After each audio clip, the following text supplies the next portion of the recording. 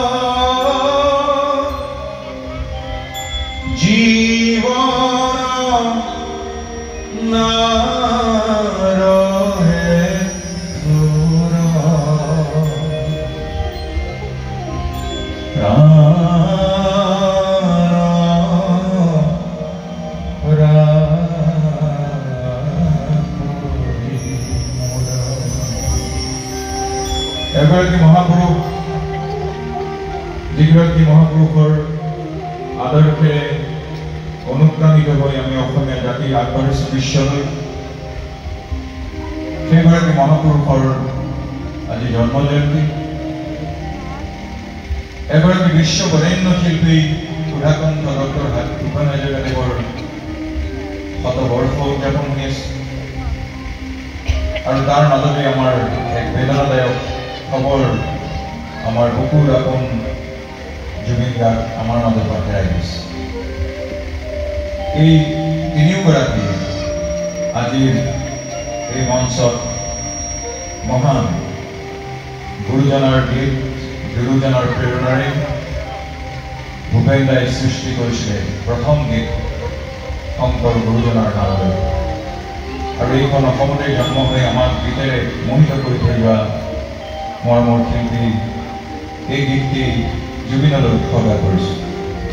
তেওঁ আত্মাই যাতে